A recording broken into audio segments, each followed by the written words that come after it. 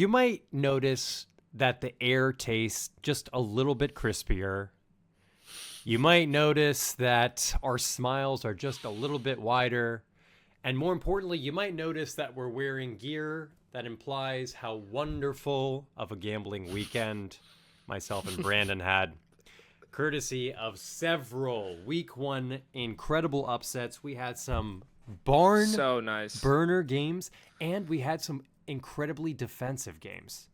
And we have so much to go over. I don't know if we can.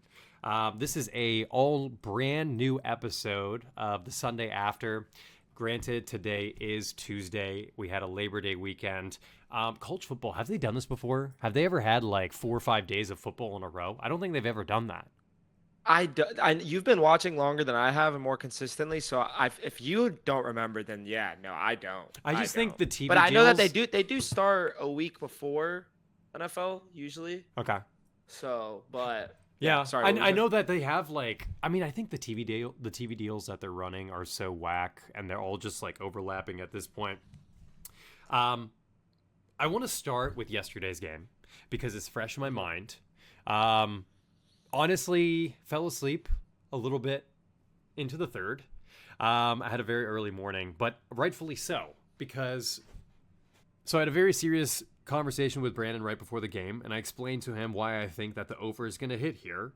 And I didn't even take into account the fact that UNC could potentially go into shambles, and we could get a couple of garbage time touchdowns late in the third, early fourth to cover. I mean, just an incredibly one-sided game, which didn't feel like it to start out.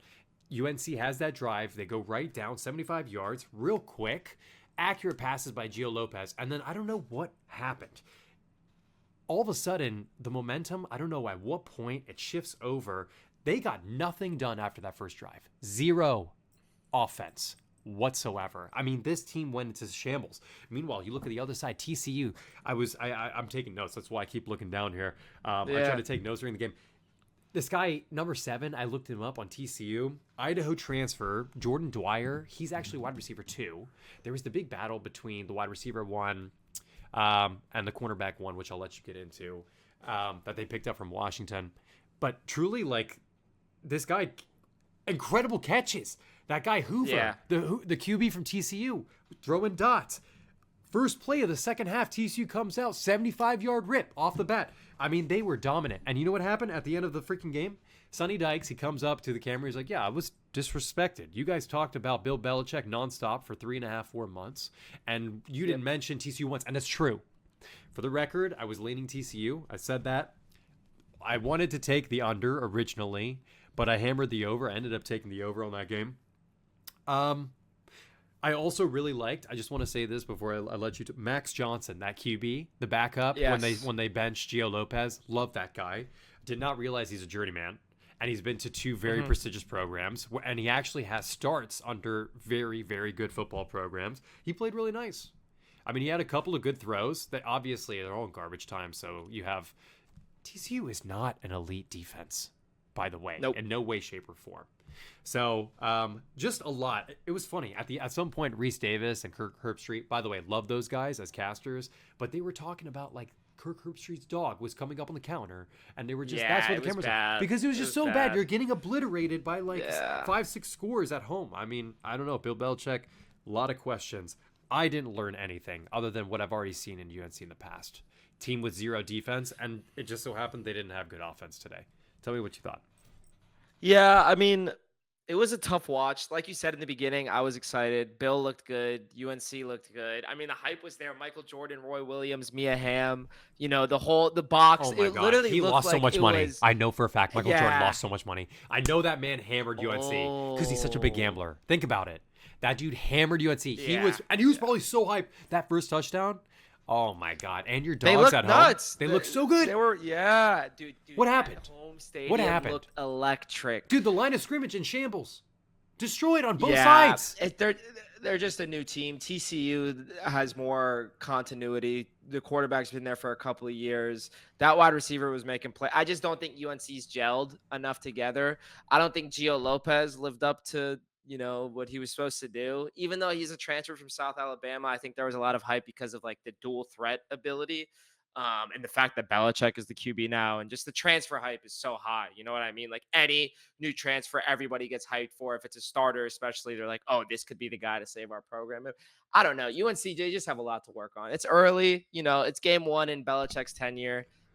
Granted, that is a awful, awful way to start your career. Really bad. Like, dude, you brought out every single legend.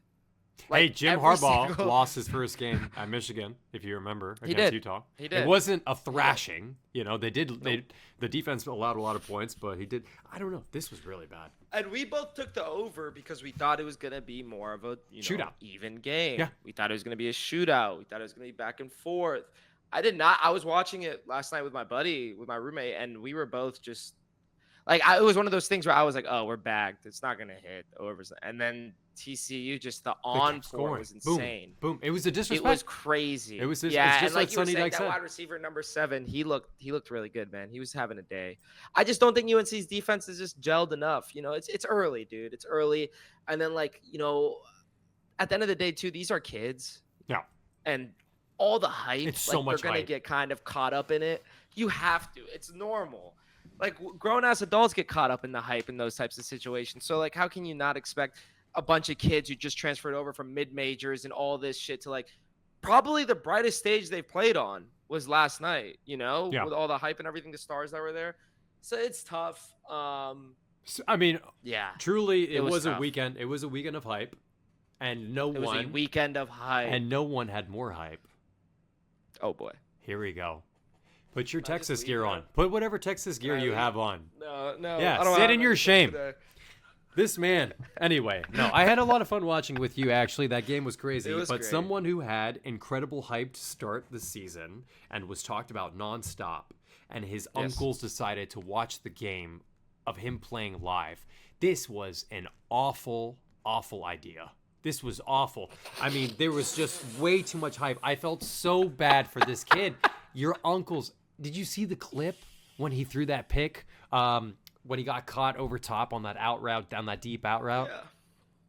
Yeah. Oh, boy. It was really, I mean, it looked bad. It looked like I was playing Madden. I was on offense, bro. I'm going to be real with you. That's what it was. It looked like, a buddy of mine texted me. He said it looked like he came off of a bender, like Arch. Like, and granted, and you and me talked about it. Sark's play calling, I was not a fan of. I didn't think it was that bad prior to this game. Like, but this game, maybe it was just this game, but it was bad. It was really bad. I know that Ohio State's a great team. They're coming off of a natty ship. Like, they're a top 3 team in the country. I think their biggest question mark this year was probably quarterback or running back, maybe. But like, they filled those pretty well. It looked like, you know what I mean? Yeah, it was bad. It was bad. It was his first game. I mean, first game against the natty ship, like, defending team, and you're in their stadium. It's and an not just any impossible natty ship task. team. It's Ohio. It's really bad. And like, the defense was strong the whole game on both sides. Like, if you think about it, Ohio State really scored on that Carnell Tate touchdown. And then what was their first one? But like, remember, Texas also had like a bunch of attempts in the red zone. Like, they went 0 for 3 on 4th down conversions or It was something. something, Like, yeah. they went for it twice in the. So it was one of those things where It was 1 for 4, I it think. was a mixture of both. Yeah. It was a mixture of both, in my opinion. Arch Manning's play and Sark's play calling. Sark's play calling did not help whatsoever, but Arch Manning was not ready. No, he wasn't. I mean, the statistic that has been blaring on ESPN on all the sites is 37% of his passes were off target, which is the highest that a Texas quarterback has had in the past decade. I think that's what the statistic was, maybe even longer. It's crazy. I don't. No need to panic. You guys, relax. Texas fans need to take a deep breath. You guys are fine. Yeah. You guys are fine. Arch Manning is still him. It is an impossible task. You are going into the shoe. I have been there. I've seen it. I know how difficult it is to play there. And you're asking this kid who has not played an away game, has not started an away game, to play in one of the most hostile environments against a team who has a former NFL coordinator as your DC. That's the defense you have to play against. And you could tell he was struggling with reading the coverages. You could tell because the decision making was way too late, and then it was off target. we're not done with him. Don't worry. I took Ohio State purely because of coaching. What did we say in the pod? You said I that. took him because that. coach for coach. But really, it wasn't a coach for coach. You think Stark's play calling was bad? I thought it was mediocre. To be honest, Ohio State's play calling was No. you know, And their it impact was players weird. didn't do that great either. Yeah, they didn't. Remember Jeremiah Smith? two drops on one drive. I mean, the team did not. But you know what? Julian Sayin played good enough, and Arch Manning couldn't. That's all you needed to do. Josh Pate said this on his most recent episode. If you were to talk to Sark and you were to tell him, hey, listen, if you go in to the shoe, you're only going to allow 14 points, he would be thrilled to hear that. He would be thrilled. Because think about it. You held Ohio State to 14 at home. 10 points. Or sorry, 7 points is inadequate. It is just simply inadequate for someone who is as offensively For minded, apparently gifted the as you most are. high-powered offense in college football. What are we doing? Ohio State minus 2.5. I told you guys it was going to drop. It dropped all the way to plus 1.5. Everyone laughed at me. I kept hammering them. Bing, bing, bing, bong, bing, bong. He did. I was so sad. You guys know I hate Ohio State. I shouldn't say that. I don't hate Ohio State. I love Ohio State fans. If you guys are watching, I love you guys. Ohio don't. State. I'm a Penn Stater. It's just the affinity. I don't have it for you. Let's hop over to a game that I actually was completely off on. And I was surprised. Auburn kind of steamrolled Baylor a little bit. Baylor couldn't hold up defensively whatsoever. Now, the game was a while ago, so we're going to have to kind of go back into our memory banks a little bit. What I remember was, frankly, was Jackson Arnold being relied very heavily upon with his legs. That's what I remember. Yeah. A lot of QB design runs and a lot of offensive line bullying. Now, granted, Auburn won in the trenches on offense. Congratulations, Auburn. Congratulations. You have an offensive line this year. Okay? Jackson Arnold, do you think he can do that every game? He rushed I don't know, double-digit times, and he's taking big hits on You're in the Sundays. SEC. He's lucky. I mean, he is. You're lucky that you're going against Baylor right now, and Baylor doesn't. Yeah, that's what I'm saying. I mean, what are you gonna do? What are you gonna do? Tell me, what'd you see from the game? Yeah, I mean, pretty much the same thing as you. It was a lot of relying on the legs. It felt like maybe they didn't trust, maybe Jackson Arnold didn't trust like the game plan or the reads that he had. Yeah, I think maybe they're still in that state of kind of gelling. It's a good thing they got that win week 1.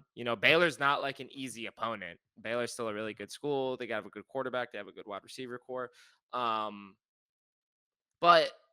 I just think it was one of those games where I think it was more of a toss-up than people thought it would be. Or people thought it would be a toss-up more than it should be. Excuse me. That's what I meant to say. But at the end of the day, Auburn's Auburn. They're SEC school. They had like one of the best transfer portals classes like all year. So I'm not surprised by the Auburn dub, especially in the fashion. I just thought maybe Baylor would compete a bit more. They put up a fight. I mean, they put up points. They did.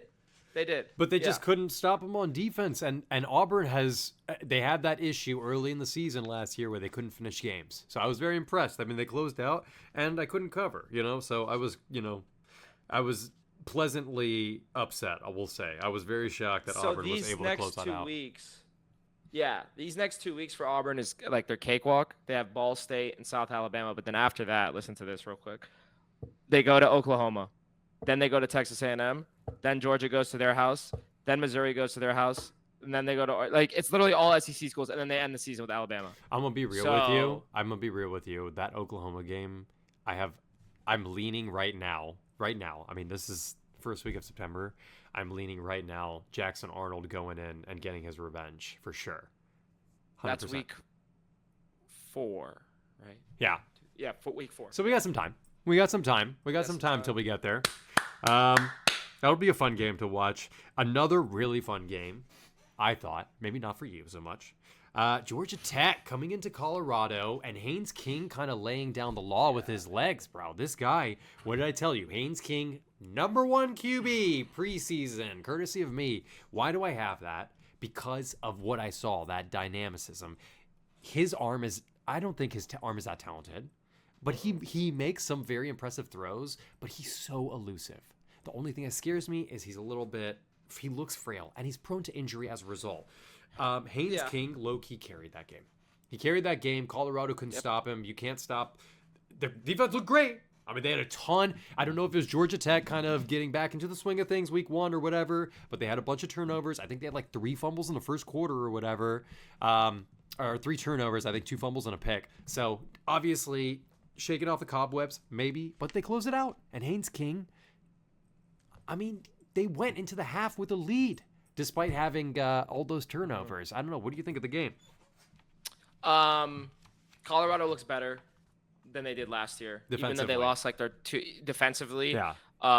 Offensively, yeah, you and me both can agree they didn't, and that kind of sucked, especially because there was hype around Kadon Salter, the transfer. I He loved did him. good in the beginning of the Great game. first Yeah. drive. Great first couple drives, Yeah. I think, right? 2 drives? 2, 3 drives? And then I don't know what happened. It just went downhill. I think their running back got injured as well. I might be mistaken, but I know because the running game looked better than the passing game. But Georgia Tech is a tough team. I was still happy with the performance. You know, if I was a Colorado fan, obviously I'd be upset with the loss. But as far as what I saw from Colorado, it seems like they Competitive. cleaned up a lot of the loose ends and the mistakes that they would make last year. You know, all the weaknesses that they had last year, it seems like they filled those holes. They patched it up. I guess now the question is now the efficiency of the offense, which is, I mean, I guess people did expect that with the departure of Travis Hunter and Shadir, but not like this, I don't think. Especially when you have a guy like Kadon Salter coming in. It'll be interesting to see if they start the freshman, Julian Lewis. He's like a 5-star, pretty hyped up. But it is week 1, so we'll see. We'll see. I was disappointed that they lost, but I wasn't disappointed with what I saw. Yeah, there was a recurring theme because it happened that game where Caden Salter has, he is poised in the pocket. He's delivering. Yep. He's showing grit on the first couple drives and then stale. Nothing. I saw the same thing happen, obviously, with UNC. We just went over it with Gio Lopez, that first drive. There was another team that also had a great first drive and basically did jack shit the rest of the game. And as a result, they got stunned 31-17 in Tallahassee. Crazy game. I'm having a conversation with Brandon right before this. I told you guys on the pod, I said this explicitly. If the line goes to 14.5, I am taking it. And guess what? We're here. Saturday afternoon, 2 p.m. Ohio State is handily winning the game, in my opinion, in my humble opinion, against Texas. And we're at a crossroads. Do we take Florida State to cover? And the answer is yes, because I said it on the pod, and I said I have to take it. But what did Brandon said? Yeah. Brandon also said, take the money line. Let's take the money line. I was like, you got to. At that point, if you're taking 14 and it's against Bama, you take the money line because you're praying for that upset. You know what? I really forgot. I forgot how strong of a presence FSU has as like a program. Oh yeah, and like as a their home fan program. base Oh yeah. And their hype. Oh my god. And like, dude. The cheers. All I heard was, sick. Oh. Yeah. I was losing it. was I was getting hyped really for them dope. too. I mean, we were together. Me and Brandon were together, and we're watching the game. I mean, we were losing our minds because at this point, we took Florida State every time they were making a big play. I loved the game. It was electric. I love how the conversation is now shifted back towards Tommy Castellanos because he backed up what he said. There's a lot. I mean, it's truly, there are very few people who are able to talk that level of disrespect and back it up against a program as prestigious as Alabama. Now, insane. 2 things to take away from this game. 2 major things I take away. Florida State, are they back? I don't know yet. That is contingent upon how Alabama plays in the following month. And I say that because as an Alabama fan right now, I would be scared shitless. Oh. Because how did they win the game? How did they win the game, Alex? They won the game at the line of scrimmage. Yeah, they won. They got destroyed at the sides line of of the ball. scrimmage. Destroyed. But On it both didn't look sides. like they cared. On defense, it didn't even look like the D-line cared. They were like half-assing their plays. What are you guys? I mean, this is not the Alabama that I have been seeing for the past decade and a half. This is not. No. So they look like a shell themselves. I would be scared as an Alabama fan. Everyone's going to come for them. Everyone sees the weakness. They see the vulnerability. They're going to come. I mean, I would be scared. Are they the new Miami of college football? You see what I'm saying? That's all an the interesting. hype. They have all the talent. everything looks good on paper. The history and the prestige is there, and they're always going to get these top tier guys. But That's a very how's the interesting. execution? Yeah, where is it? I mean, I don't. LSU, You know, is that's kind what of in that Miami's bucket, criticism too. is always, right? That Yeah. they end up fumbling, they end up costing the game. I mean, they almost. We'll move on to that in a second. Yeah. But yeah, No, I mean, LSU is in the So- same boat too. They always have all this promise, all this talent. I mean, oh Yeah. my God, that would be so sad if they regress to that. I don't think they will. That was just me trying to. I mean, Stir up the pot. there is But- a very realistic chance. I mean, they're on the trajectory. they could. This could be an 8-4 Alabama team, by the way. Yeah, I mean, you On the road at you Georgia, are you like? Let's not even talk. On the road lose- at I'm Georgia's pulling coming the up, isn't sketch it? Real quick. I mean, if I'm an Alabama No. fan, I am freaking Week out. Four, four. right? Yeah, at Georgia. So they're good these next 2 weeks. They should be good. Who- UL against who? Monroe and then Wisconsin. Oh, well, Wisconsin, I'd be scared. Of Oh, I would be scared of baby. Wisconsin, too. Alex has got something else on his mind. too. No, honestly, that Wisconsin's game, I would be very scared of too. The stretch at the end of the season is terrifying. Tennessee, South Carolina, LSU, Oklahoma in a row. Those four. I mean, I was at a loss of words more than anything. I mean, you saw my reaction to these plays. I could not believe how much they're getting cut up. Gus Malzahn. Also, let's not take away from the play calling. Gus Malzahn had some Beautiful. crazy Beautiful. plays, and I love that he's willing to, just like Chip Kelly did. I'm going to take a step back. I'm not a good head coach. I'm going to go back to doing what I'm doing, where I was elite at. And he was elite. He was always elite. I mean, even at Auburn, he went to a national championship, and he took Nick Marshall and Trey Mason. I mean, Yep. absolutely. He made those guys Heisman finalists. Yeah. He had those guys. People were talking about them like they were going to be the next studs in the NFL. Yeah. Where the hell did they go? Trey Mason, crazy story. We have to do an episode on Yeah. him. His story is insane. But no, really, I mean, Gus Malzahn, I love the play calling. Tommy Castellanos showing a lot of grit. Florida State in general showing grit. They showed that they want to win. They were the better team, mentally, physically, everything. They executed with precision. Tommy Castellanos had some great throws, amazing reads. I'm excited to see how Florida State plays the rest of the season. I think that this is going to be very obviously a playoff contender. I think that much is. Yeah. They're going to be an ACC contender, and just based on Yeah. the way that Clemson played, they might actually win the Crazy. division. Clemson. Okay, another Yo. team. Let's not freak out yet about Clemson. Hold on. Do you want to say something? You okay? No, go ahead. Go Okay. ahead. Go ahead. Let's not freak out about Clemson yet, because we're not freaking out about Arch either and Texas. Okay. Cade Klubnik is still a great quarterback, and Clemson is still a very elite program. You know, they still held LSU to 17 points. They have a ton of talent. Garrett Nussmeier all of a sudden shoots up to number one on the Heisman favorite list, at least on betting odds, based on that performance. And they still held him to 17. I still think the defense is really sound. What happened on offense? What happened was a serious regression from what I saw last season towards the end of the season, how they closed out. Cade Klubnik was not on point with his throws. Play calling was off. I don't know. Connections did not seem to be there. Truly, LSU defense did play their part. They were locked down. They looked elite. I texted the group chat while I was watching and losing money because I had money on Clemson. I was like, yeah, this LSU team is terrifying. I would be terrified. Yeah. They look good. On point. Precision. Nuss. Silence the haters, including myself. I've been hating on that guy all summer long. Looked good. Made the right decisions. Again, didn't do anything crazy. There was a couple of throws. There was that one throw that there was like a deep out or like a wheel route, and I think it didn't get counted as a catch. They didn't count it. But It was it one of was those catches this past weekend that they didn't count it, but it was a touchdown. It was a touchdown. unbelievable. We'll put the highlight on if I find it. But it was Yeah, just he an snagged it with the one unbelievable, hand. catch. Yeah. Didn't count it. Whatever. But I mean, the touchdown was just a fade 1-on-1. Whatever. I have a lot of respect now for the team. Is Brian Kelly an elite head coach? No. He has a great team. You can tell they're very talented, but they didn't really need to do much. They just played their game. They won the line of scrimmage. And, I mean, frankly, they manhandled Clemson. The game did not feel like Clemson was in...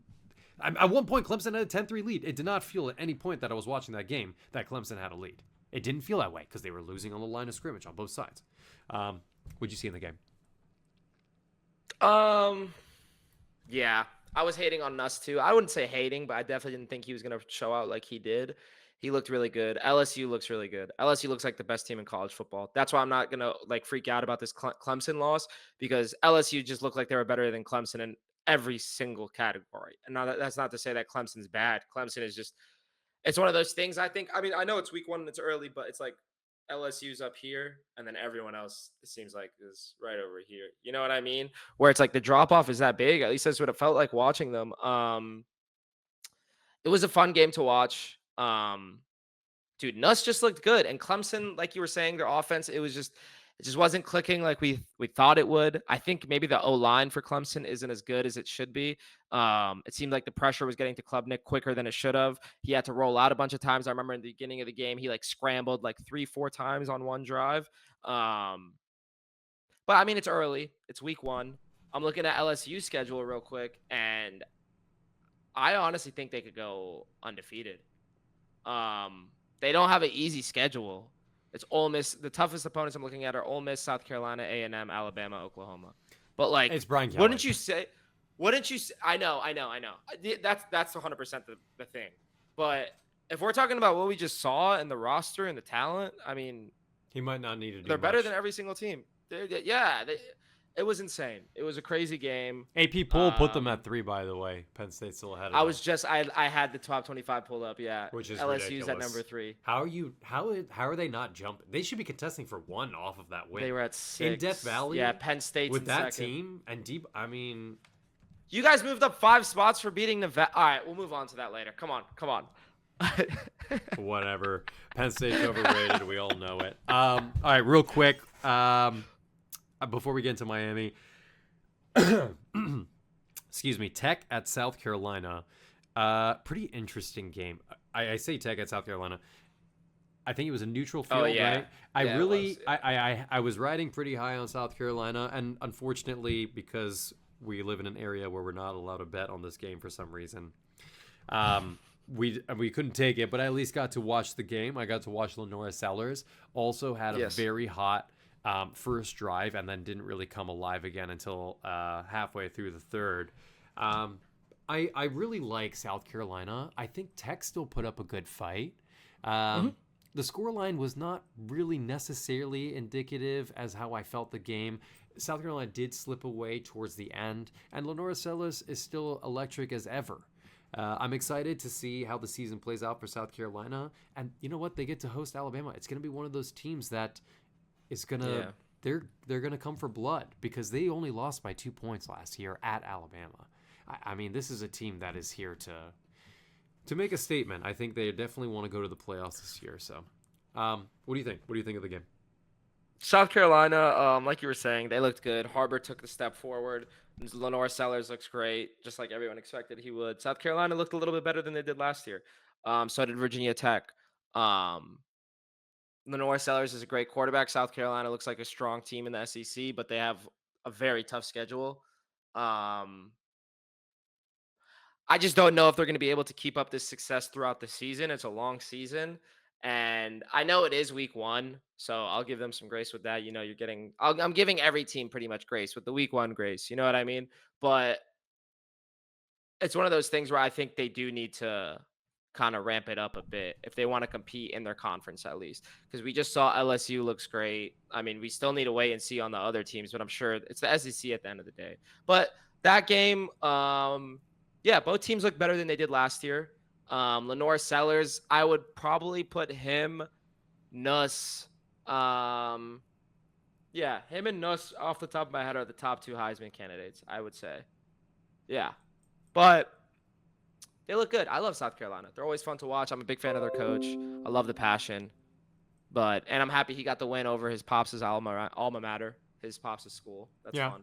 Yeah, I mean, Kyron Drones, if I'm a Tech fan, I'm excited, by the way. Kyron Drones looked good. I mean, he had some couple shaky throws, one really bad pick where he rolled out into the end zone that you could have at least gotten 3 out of that drive. That was a dagger early in the game, too. It set the tone also for South Carolina's defense. They're no joke. I mean, they'll be able to hang in the SEC. I think through defense alone, they'll be able to hang. Yeah. Last game, and it was a fun one. This game was a fun one. Notre Dame traveled to Miami with the line in their favor, which is pretty crazy. I think Miami. I don't want to say Miami is back quite yet, but their defense looked really, really good. I was very pleasantly surprised. Not a lot of bust in coverage. There was one really bad bust late in the third, early fourth that allowed Notre Dame to get a little bit of momentum back and ultimately, spark some sort of comeback. Not to fruition because Carson Beck did his job. He showed his experience on the field. He was a leader. He made great throws. I mean, say what you want about that throw to close out the first half, but I mean, the ball was only thrown to where the receiver would get it first.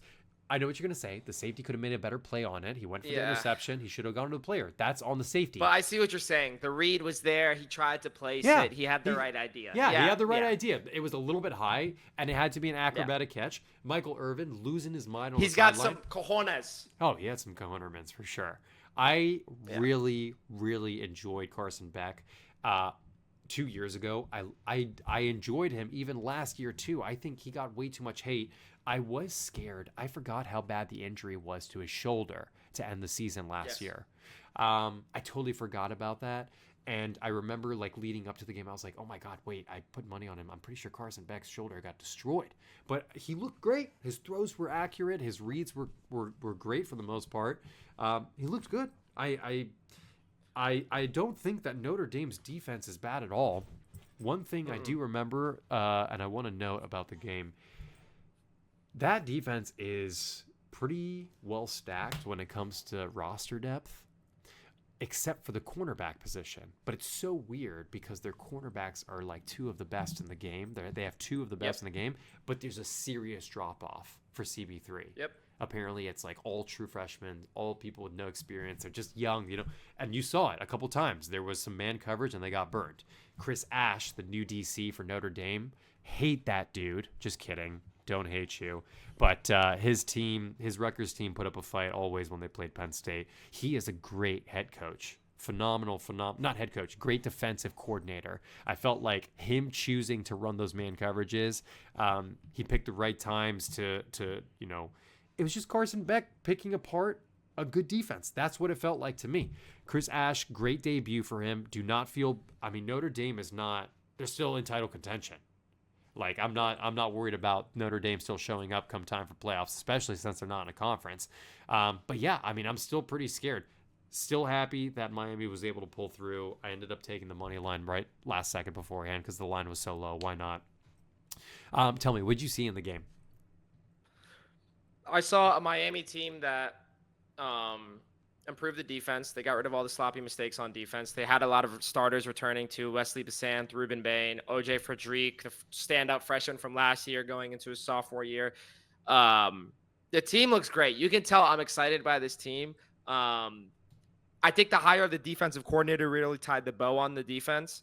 We talked about it on the preview episode, but he was the DC over at Minnesota and was basically Minnesota's defense, you remember how stout they were last year. And his track record is insane. I think he was a great hire for the team.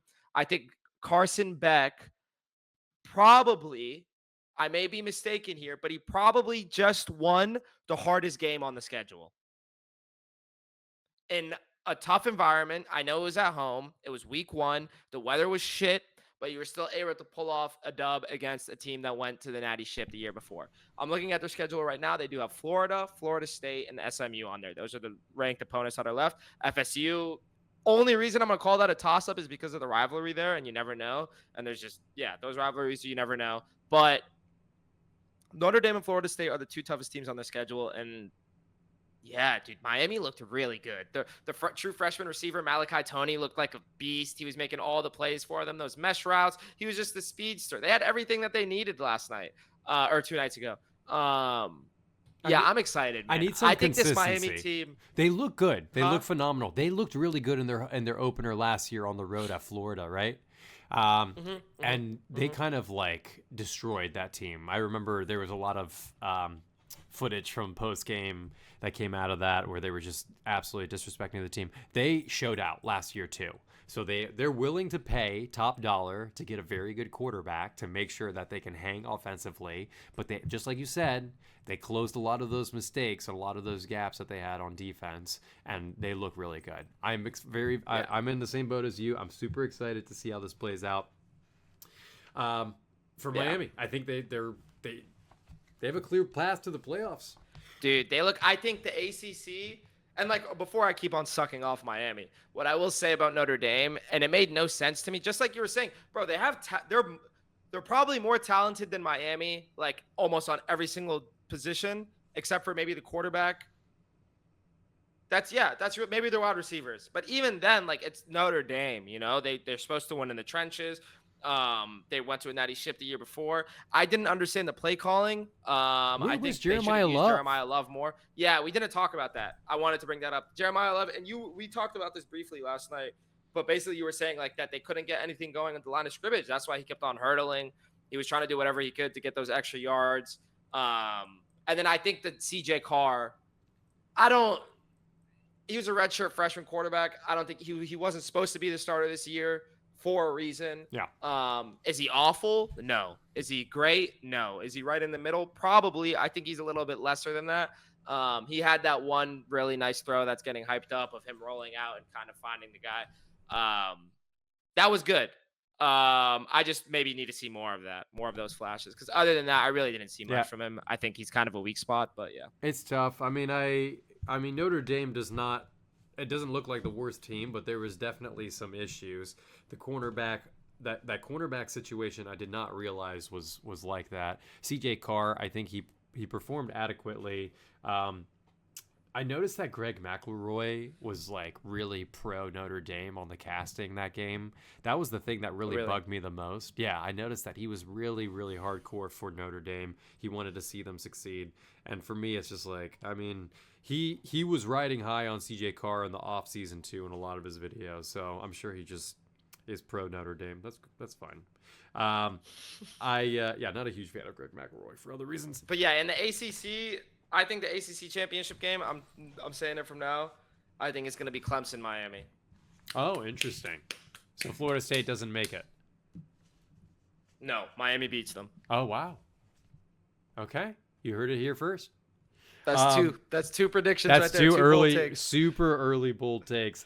Let's go. Yeah, we're going to call it there. It was an absolute pleasure having you guys sit in with us on this fake Sunday after. We got a lot of fun games next week, including on Friday. So we'll make sure to get a good prediction video out for you for week 2 ASAP. Look for that. Either going to be probably Thursday night, Friday morning. Go Blue. We take on Oklahoma. Sorry, I had to throw that in there. I know fair. I just interrupted your outro, but I got to do what I got to do. We got to talk about that. Come on. And I got things to talk about that New Mexico game for sure. Hey. All right. Yeah. Oh, yeah, for sure. Okay. Until next time, guys.